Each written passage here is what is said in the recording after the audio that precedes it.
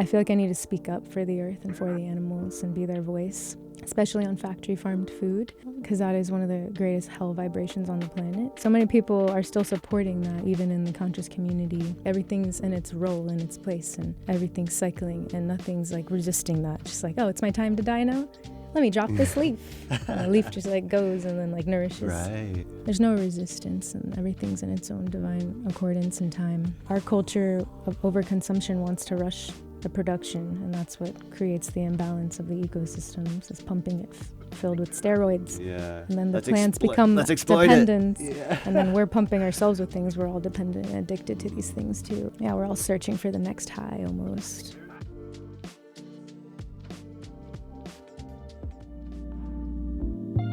Our potential, it's exponential. Hey, what's up, y'all? Welcome to another podcast. Today I have Brielle Aguila in the house. Brielle, thank you for coming. AKA Brielle Mulch. That's her alias, Brielle Mulch. That's my permaculture name, and Brielle Aguila is my medicine music name. Beautiful. Yeah, so how'd you get into this work of stewarding the land? When I was younger, my father had a nonprofit called Everglades Restoration Movement, and he would bring me out deep into the Everglades and connect me to that wild ecosystem, and I felt deeply comfortable there, deeply won and nourished by the ecosystem there. And he taught me about preserving it in its natural state and about the plants and the animals there, and I felt a deep relation at such a young age to that ecosystem. So I feel very rooted to the land around me of South Florida.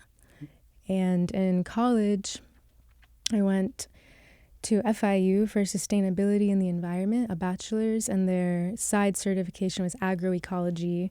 And I was like, that sounds dope. And I started studying that, and then through college, I got to tour all these permaculture farms in Miami and start volunteering and interning. And then I went to Costa Rica and got my permaculture certification in an eco-village there. And yeah, it's just been flowing really strong since college, which was like 8 years ago. Okay. Yeah, I've been stewarding the land. Amazing. Since So since you were a little girl, you went out to the Everglades. Your dad taught you about the wildlife and the Yeah, he was really passionate about preserving native ecosystems and removing invasive plants. So his work was removing the melaleucas that were added there to drain the waterways of the Everglades and the Brazilian peppers that spread. Yeah, people radically. don't know about these plants. Yeah, they take over our...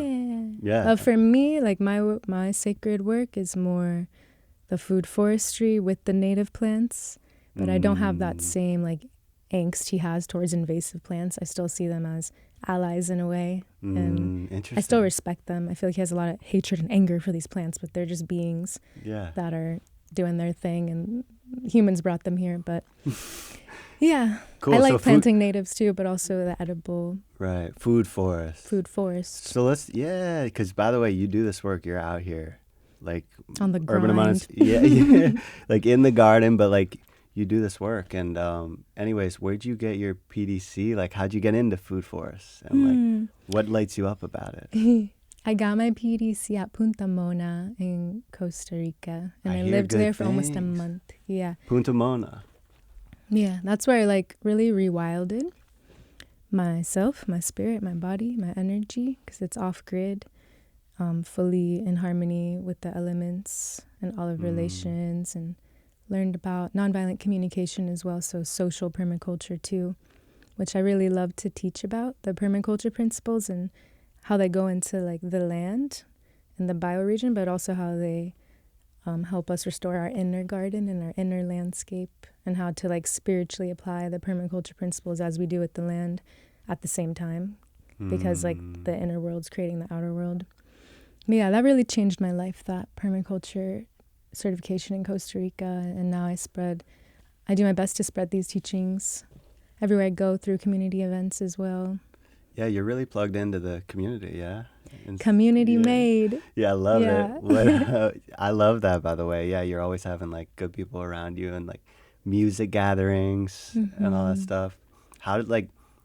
How is that? Yeah. So explain more about that permaculture, social permaculture you just called it. What are all the, how does that apply? The foundation of it is communication. So how we speak and listen to one another. So just how an ecosystem is living in harmony is through reciprocity. So we need to bring that into our relationships with each other through how we speak and listen, how we give and receive to keep that cycle flowing. And the nonviolent communication is an incredible process and practice that takes like a lifetime to really tune into, because both my parents spoke to me very violently my whole life. And you don't even realize how you're speaking violently to someone until you really study nonviolent communication. It's like a lot of subtle things that are violent, like you made me feel this way, like putting accountability on the other person. So nonviolent communication really comes back to like I statements. So taking accountability and knowing that no one can make you feel anything. They can bring it up, but it's your own emotions, your own experience, your own trauma is coming up, and it's your responsibility to move them and regulate in a healthy way. It's all about not projecting or blaming anyone else for our own pain and trauma coming up. Always taking accountability. Not using extremes, like you always do this, you never do this, because then the other person's in defense mode. So this type of communication is also called compassionate communication. And it's how we both keep our hearts open so there can be this fluid stream of love consciousness, so we can actually reflect to each other God's love, because that's what we're all doing. We're just reflecting to each other how to love ourselves fully, like God loves us, like Mother Earth loves us. So that's kind of like social permaculture. And it's like how to create a strong community, a strong eco-village where all relations in the ecosystem are thriving, everything's showing up in their divine purpose and being supported in that through reciprocity. That's when we're in harmony. I love that. Reciprocity. Reciprocity. That's what we should make a song about. I was just going to say that. I was going to say we should make the song called Reciprocity. We're gonna make a song coming soon. Yeah. But let's not get off track. But by the way, I do want to talk about music. You're going on tour tomorrow. For your birthday. For my birthday. Happy birthday. Thanks. Yeah. Yeah, it's my 28th birthday on the 28th. And a third grader at the school I work at told me that's my golden year. So that's right. It's like golden year. And yeah, I channel a lot of music. I think the genre would be like medicine music for the healing of our hearts. And musical medicine. Remembrance, music of remembrance. Amazing. Yeah. And that's kind of your Insta handle, Remembrance. Remembering Source. Remembering Source. Follow me at Remembering Source. Follow Brielle right now, Remembering Source. So what's that? What does that mean? Yeah, music of remembrance, remembering source. Yeah, going back to the source of where everything comes from. And then there's nothing missing and we're whole. So even like, where your water comes from, where your fruit comes from, just like knowing the source where everything comes from, and then you feel that unconditional abundance and love that is just the divine design of life. But that's been all tethered and like corrupted, so we feel less empowered. But yeah, I try to remember, I do my best to remember source every day through all the prayer and action that I weave with community and with the land and with music. Coming back to the inner source so we can relate to each other from that place of wholeness. I really believe in the eagle and condor prophecy, which is the eagle represents North America and the masculine, and the condor represents South America, the feminine.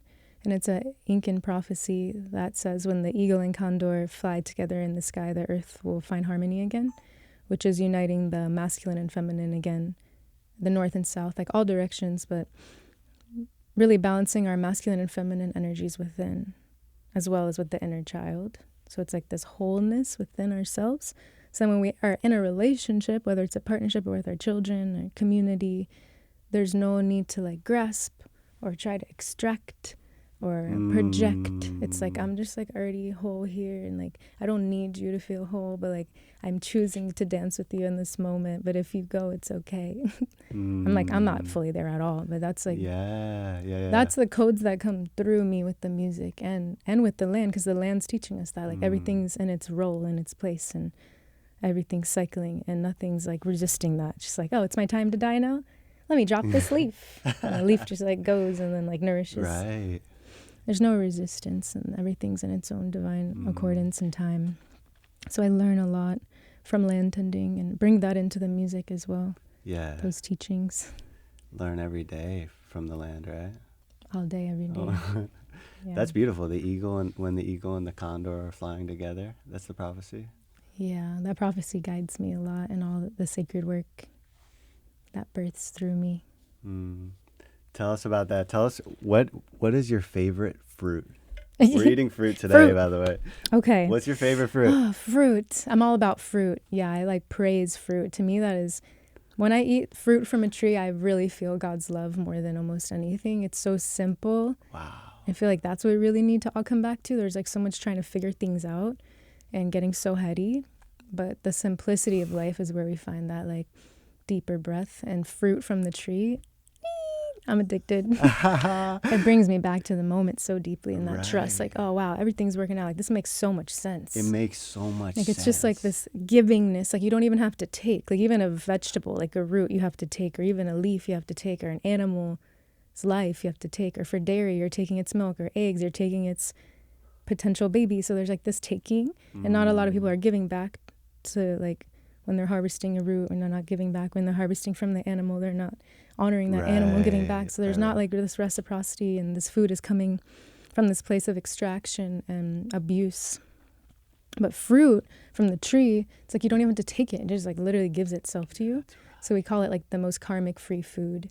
And then it has all these seeds. It's like, wow, you like literally want me to spread this for other people, other animals. Like, it's really the infinite abundance, tuning into that. And then once we tune into that consciousness and know that exists, we can like live from that place of fullness and not scarcity, which is that like taking and extracting and survival mode. And literally fruit reminds me, especially coconuts, because they're literally everywhere. Oh, cocoa consciousness changed my life. Crazy. I'm cocoa crazy. But I love what you're saying about fruits. Yeah, they're like literally, hey, here you go. It's like there's meaning to it. And it's delicious. Okay, yeah. My favorite fruit? Tell me. I always say jackfruit, because it's the biggest fruit in the world and could feed the most people. And I'm all about that food security. Wait, for real? Wait, for real, jackfruit? Jackfruit? Wait, hold on. I can't just choose one. Just hold on. Jackfruit. Shout out jackfruit. Because it's the biggest fruit, and the seeds you can boil and eat. And they're like little baked potatoes. They're so delicious. Yeah, what else? I love jackfruit, by the way. So you could eat the whole thing, right? You could eat the seeds.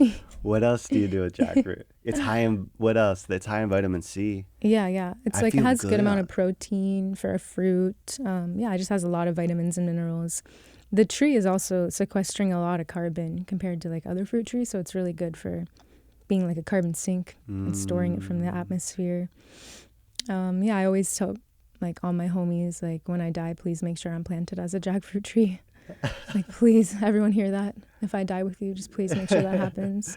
Me too, by the way. Oh, it's really? Been said. Oh, yeah. Okay. Jackfruit, really? Jackfruit, of course. Okay. Yeah, your name's Jack. Represent.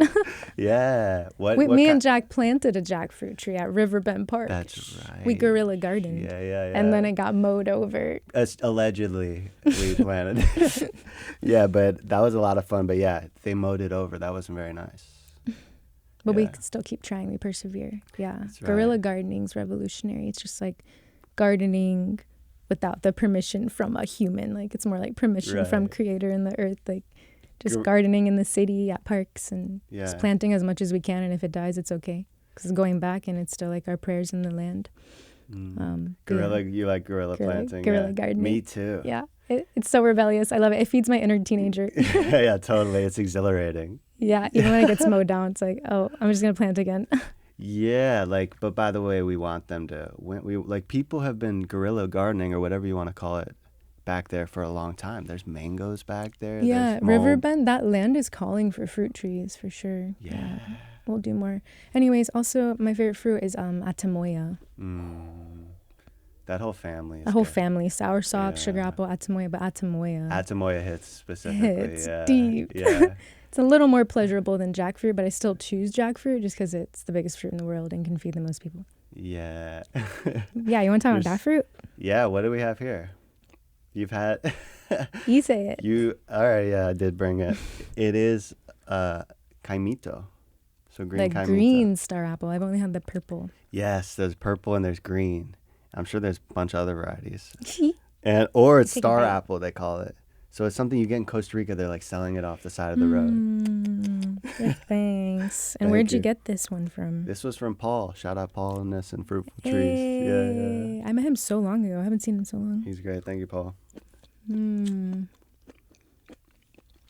Wow. Fruit reminds us of abundance, guys. It's so good. So good. Plant the seeds.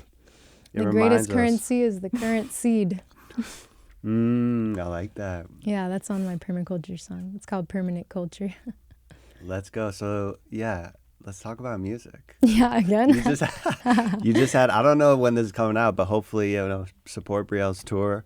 But you just came out with a song, right? Yeah, yesterday. It's good. Yeah, it's called Poetry in Motion. It's a lo-fi song. Yeah, It's like my first lo-fi song. All my other songs are like me and the guitar, like ceremonial music. I sing in a lot of ceremonies the past few years with plant medicines. But this year I'm wanting to birth the hip hop rap. Cool. You got Yeah. flow. I like your Yeah. flow. Not everyone could pull it off. A flow. Yeah, I liked it.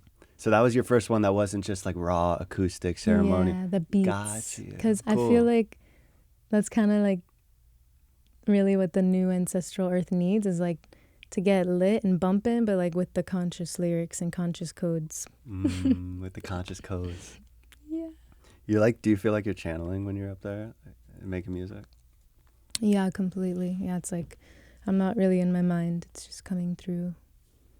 Yeah, like what the collective needs to hear. But I'm also speaking to myself. It's like everything I need to hear, and then it's also the people in front of me need to hear because we're manifesting each other in this moment to reflect the same things. 100%. Yeah. Let's transition to parenting. You're a mom.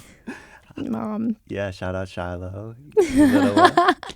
Shout out Shiloh. Yeah. Shiloh Wolf, my he's- son. What's that like being a mom, single mama? It's intense. Yeah, my mom was a single mom my whole life, and that got passed down to me. So there's kind of like that generational curse, but it's also extremely empowering. I feel very strong, but I'm handling the weight of masculine and feminine both, so it's like a lot of weight. But literally through the music and land tending and those sacred services, I like move that weight into creation. But it's intense. I study a lot transmutation. transmutation. Yeah, Wow. I always like say like I learned from the mushrooms how to transmute because the mushrooms can transmute plastic in the soil and oil spills and heavy metals and literally fruit mushrooms that are edible and like don't even carry those toxins, like what Paul Stamets studies. And that just blows my mind. Like I know I'm here to do that, so I need to keep like learning from them. Right. That's what we are here to do. Like the chosen ones right now, we're here to transmute, like face the pollution and face the darkness and face the hell on earth and not avoid it and not shut it off and literally let it come through us. That's right. And, like purge it out for the people who won't purge it out and then create heaven on earth through that feeling of hell. Like Go through it. through it. But yeah, parenting is a lot like that actually. Like more than most things. It gets so dark at times. Your child will bring up your deepest demons and shadows, like and you can't avoid it. It's just like they came through you to do that, and then to help you remember the deepest love as well. Yeah, it's rough, but I study a lot of conscious parenting. Like I read a lot of books. That's great. Yeah. Help me. That's good. Yeah, I read this book, The Conscious Parent. It's incredible, and positive parenting and the parenting map. And what it really speaks about is to not, as a conscious parent, you're not relying on their well-being for you to feel good. Because then when we do that, we have that attachment, and then we're trying to control their emotions. And then through that, they rebel against us and resist us. And there's disconnection. That is so true, if I've ever heard it. Wow. It's so hard for me, yeah. I'm going to rewind that. And not trying to create them to be anything else but themselves. Amazing. Which is really hard, actually. I bet. I feel like I'm a conscious parent in many ways, but then I see myself like, I want you to garden with me. Right. I want you to do these conscious things with me, but like he doesn't even want to do it. That's right. And then I'm learning how to accept him in his divine flow, which is literally just catching lizards for 4 hours a day. And if I let him do that, and he's like chilling. But I was resisting that. I'm like, no, like do these other things with me. So yeah, this conscious parenting book is rewiring my brain because our parents didn't do that to us. They had these expectations, and if we don't fulfill their expectations of us, then there's usually violent communication that comes after that for most people. Not productive. Not unconditional love and acceptance. And then that goes into our romantic relationships, like how our parents were with us, and it's this perpetual cycle of They say unconscious love. Unconscious love, because it's how we were conditioned as kids. Yeah, so I'm reprogramming that so deep right now with my son. So deep. I'm so grateful. He's my greatest teacher. And my past partner was like very similar teachings, and I'm letting that go and grieving that and just really integrating all these teachings and working with the land more than ever every day to really integrate all the teachings. And yeah, I work for Soul of the Soil. Shout out Kristen. Shout out Kristen. It's a farm in Jupiter. And yeah, we're just like holistically regenerating the soil with compost and beautiful organic amendments and cover crops, nourishing a bunch of different tropical fruit trees and perennial and annual vegetables. And it's an extremely abundant, beautiful land. I'm so happy to work with her. Shout out Kristen. Yeah, and then I do my own food forest installations with Farmer Will at a lot of abundance. Shout out Farmer Will. I love how much we say shout out. Yeah, 10 shout outs already.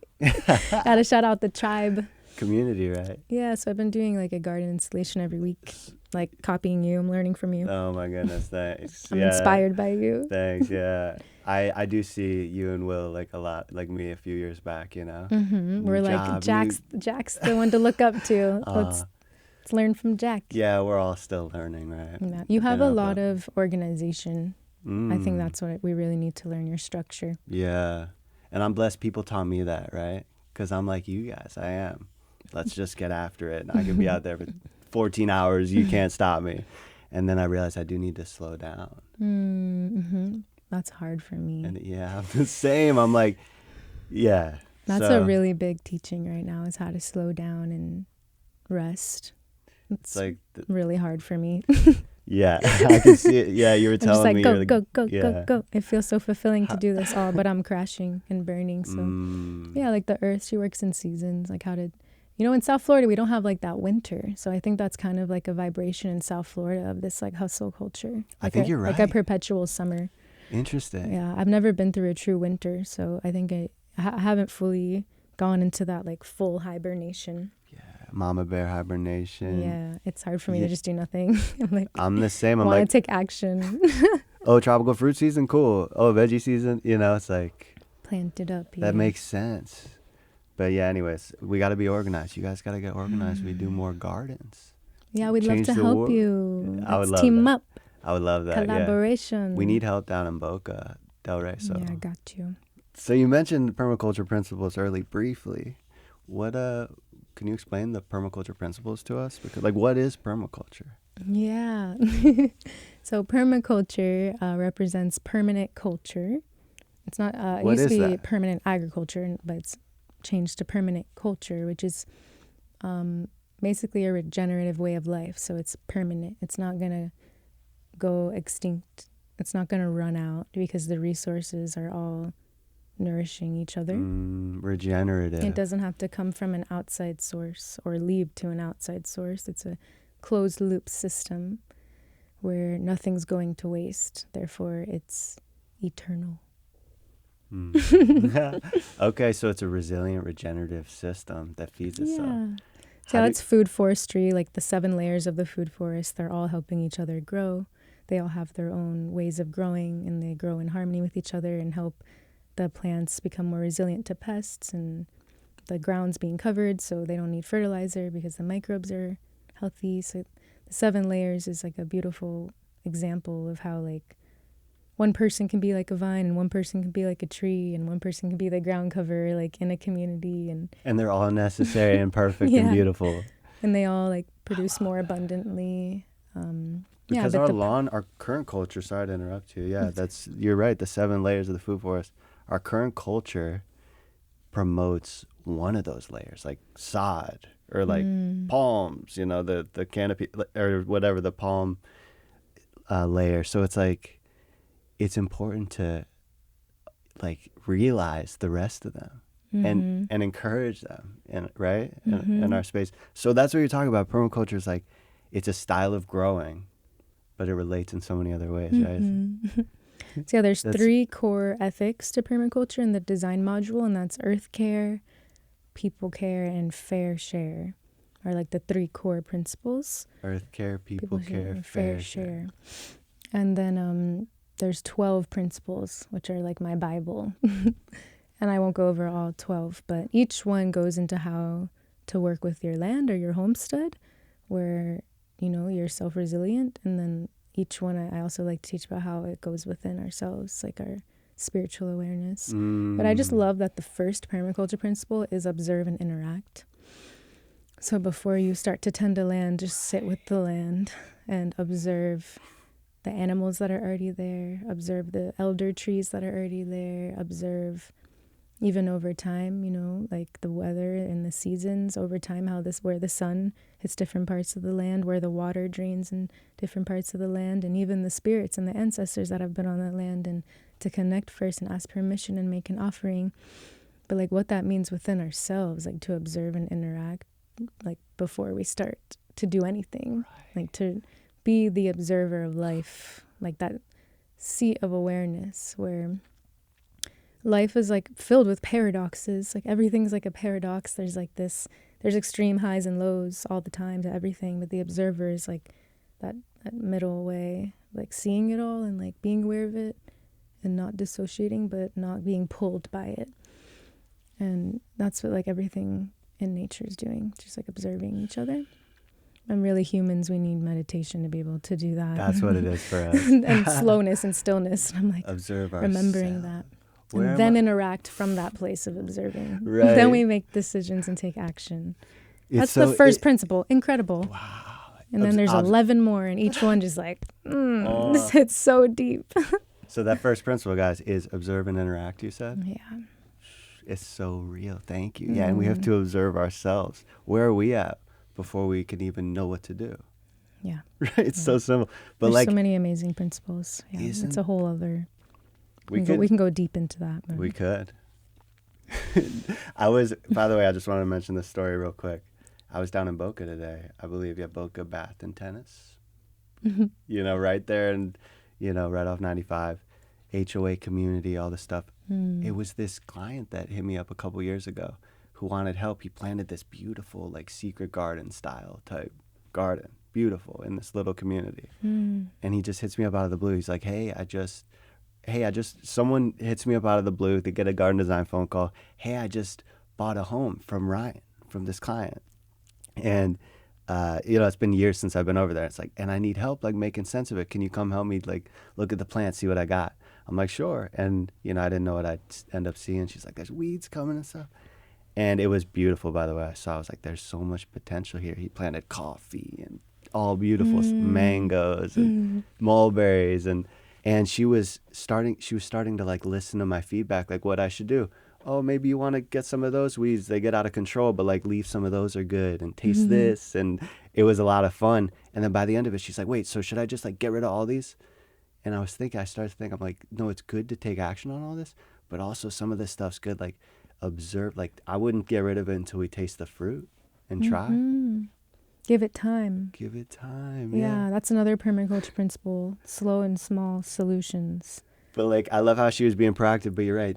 Yeah, slow and small solutions, right? Yeah, honoring the time, the divine time. And like our culture of overconsumption wants to rush the production, and that's what creates the imbalance of the ecosystems, is pumping it filled with steroids. Yeah. And then the plants become dependent. Yeah. And then we're pumping ourselves with things. We're all dependent and addicted to these things too. And yeah, we're all searching for the next high almost, because we're all addicted to something in this society, multiple things. And the healing is really purging out these addictions and coming back to this natural, raw, pure state. That's why I'm so radical with things. Like, by the way, Brielle is radical. He's been calling me radical so often lately. You're the one who brought it up. Yeah, but you are. And we need to purify. That's what it is. Yeah, I was going to ask you, that was like my main question. Like, what brings you so, like, remembering source and like getting so real about that and honoring that and finding that, right? Because I'm like that too. What is it in you that like seeks that out? Truly. Like the regeneration of life. It's like why I'm here. And for the children, like the children fuel me in everything I do. So I have a son, but I also lead nature classes under Mindful Earth Guardians, my little like nature co-op thing, and just bring them to nature and do yoga and foraging and gardening and rewilding. And I work at a Waldorf school as the gardening teacher. So the children are like the foundation and the motivation for so much that I do. It's like my thread to stay pure. So that's why I get on people with love about drinking plastic water bottles or eating factory farmed food. I just know I'm meant to carry these codes, but with love and acceptance, I've learned so much over time. You know, judgment doesn't do anything, or making someone feel bad about themselves. I feel like I need to speak up for the earth and for the animals and be their voice, especially on factory farmed food, because that is one of the greatest hell vibrations on the planet. And so many people are still supporting that, even in the conscious community. And it really pains me. I think it's a huge, simple solution to creating heaven on earth is to stop supporting factory farmed animal products completely. Like we can all thrive and survive easily without buying any meat, dairy, or eggs from the store or restaurant where we don't know where it's from. But I think, you know, ethical, local meat and dairy and eggs can be medicinal and nourishing and can even be regenerative. You know, like regenerative agriculture definitely uses animals within their system and receives from the animals. But in this reciprocal way. Not factory farming, you're saying. Yeah, we don't have any relationship with the animal. It's from far away. They're mostly all tortured and they don't have freedom. And then we're giving that our money, our energy, and then putting that in our body, and then we can't create from a pure place as much. See, I'm really radical about that. No, it makes sense. I just had a fish sandwich close by, and I know it's from Dundalk. I know they're catching it right off and it's mahi, and it's not from whatever, Alaska or thousands of miles away. Yeah, eating as local as possible is really how we like regenerate. Local, right? Local as possible. Localize everything. That's decolonization, is localization, coming as close to source. That's right.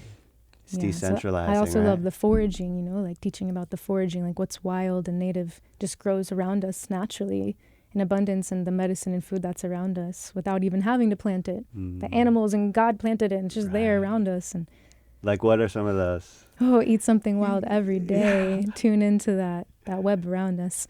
I mean, today I definitely ate Biden's Alba. I try to eat her every day. I knew you were going to say that. I did too. Spanish needle. I just like nibble on the leaves. I have a wound on my foot, so I chewed her up into a poultice and put that on my foot to prevent infections. She's a natural antibiotic. Incredible medicinal herb. Biden's Alba. Yeah, I put her in my cooked food and tea and tincture. She's very nutritious as well, and the seeds can stop bleeding if you chew up the seeds. Those are the seeds that stick to everyone's clothes. It's also called the hitchhikers, and so many people are like annoyed by that plant and just rip it up because it's like a prolific weed, but it's actually life-saving herb. You can also remove venom from your body from that herb. No way. Yeah, if you get like bit by a venomous like snake or spider. How do you do that? What do you do? You chew it up and put it on the bite and then also eat it. Got it. Yeah, that's just one herb that's everywhere around us.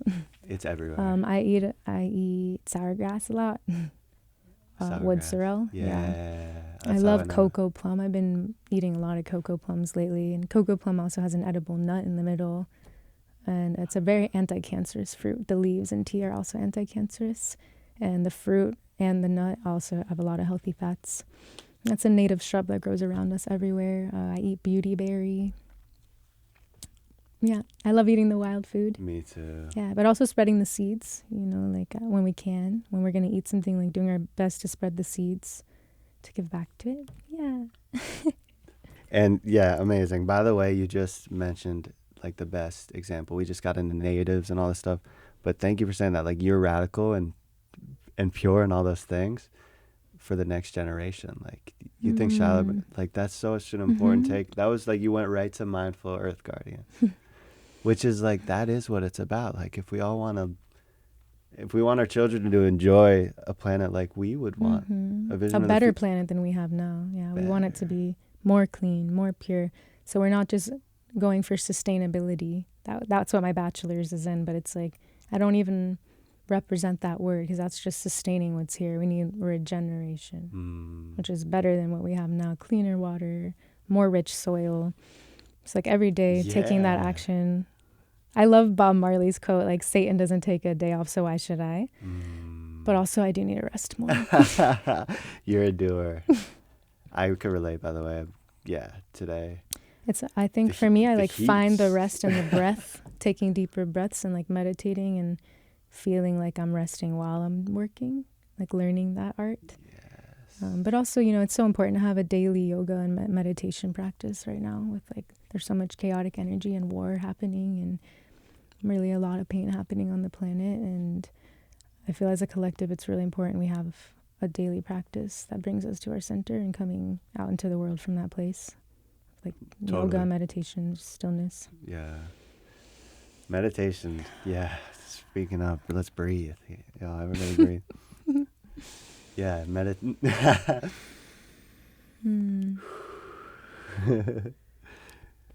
Yeah. Meditation will change the game for everybody, anybody. Yeah. Charging up in the morning. And it's hard at first when you haven't meditated. You feel crazy. Yeah. You have to break through that and just sit with that feeling. And just like, I like to think of my thoughts as bubbles. And like, instead of trying to like pop them, just like letting them go. Like, visualizing like that. don't like pay attention to each thought, like that's what drives us crazy, I feel. Just like letting them pass. Yeah, it takes practice. That's right. Visualization, right? Yeah, that's a good one. Brielle, this has been so amazing. Thank you for coming. Is there anything else you want to talk about before we close? Yes, I would love to speak about death. So yeah, permaculture and land tending really teach me about death. About death? Because literally everything's growing from the soil. And I'm really big about the soil, like connecting to the soil and the mycelium and learning the ways of the compost. Everything in the soil is death, but really it's new life. So anything that's dying is just becoming new life instantly. It's becoming soil.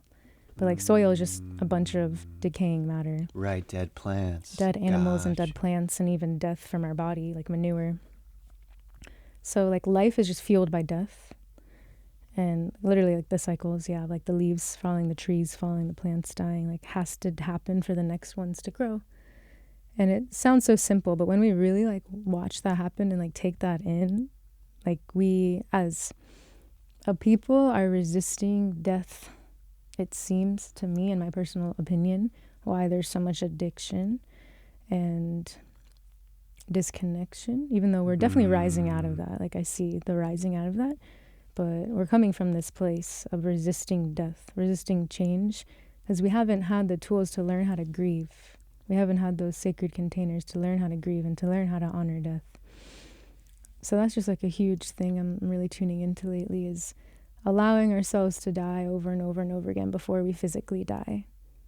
So we can actually live fully, so we can actually be in this moment, because that's what we are nature, but that's what a healthy, wild ecosystem will teach us, is presence. That's what our children teach us, presence. That's what the music brings us into, presence. This is like really what we are all needing, is that present moment. And when we're resisting that present moment through like these distractions, because we're resisting usually what needs to die. Because if you're so present, death and rebirth are happening, like so naturally. And it's definitely scary for our ego. Right.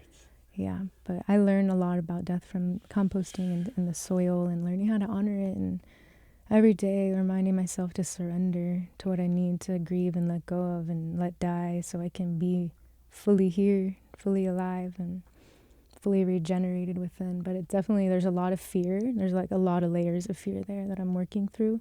Yeah. But I just try to like look and learn from the wild. Yeah. And then the music is that for me. That's how I like transmute the grief and the pain and into inspiration and beauty. And you know, like a tree is like letting go of all the leaves and then it dies. Yeah. That's like what we're doing. We're like, when we have to let go of a relationship in our life, that's just testing us for our death. That's going to happen with our body. So it's like this training to our death. So like it's like how well we're going to be able to surrender to our death. Wow. It's building that up through how well we can surrender through the death that needs to happen now before we die. Yeah. Like how well we can like let go of somebody that's like so close to us that we need to let go of, because it's just like a loop. Yeah. Is usually like the biggest or example. Whatever that is. Yeah. Because you feel that way after a relationship. You're right. Dies. Yeah, that's why I shaved my head. Yeah. Yeah. Like I need to let go of this past partner. And like for me, like there's so much energy in the hair, and that was like a huge ceremony. Cool. Letting it die. You felt it die. Wow. I love that concept what you're talking about, guys. Yeah, if you want to live that fullest life possible and be that new person, you have to let that other person die. And let it go, and surrender is the word. And it's selfish, too, to hold on, because, like, if something in the ecosystem's not letting itself die, it's not nourishing the next. So, like, for the children, we need to let that happen through us. Wow. Or else it's unnatural. Or else stuck, and then we pass it down. That's what's happening. It's stuck, and then we pass it down, these generational traumas. It's like we are the ones to work through the generational traumas through our bodies, like through our bodies. Through somatic practice. It's not easy. Wow. Through the garden. It's like what we're here to do. The garden is like my savior. Yeah. Just total healing. It gets so heavy sometimes. That just brings me back, like you said, to simplicity. But yeah, thank you for all the sacred service you do with Mother Earth. Thank you. Yeah, Respect. Likewise. Thank you. Yeah, no, I appreciate it. Yeah, I appreciate having you. We'll hope you guys all enjoyed that episode. Brie, you're awesome. Yeah, you can check out my organization. It's called Everything Earth Tribe. I do a lot of community events on permaculture, composting, and markets. And my children's classes are Mindful Earth Guardians. And my music is Brielle Aguila. Yeah, look it up on Spotify. Yeah, Thank you for having me. Thank you for calling upon this. Of course. Is there anything else you want to shout out or plug before your tour? Or? Yeah, you can check out my tour. It's on my Instagram. I'm touring in Florida and North Carolina. Amazing. Yeah. So good luck with that. Thank you. Yeah. Thanks, guys. Peace. We're in the garden. It's existential.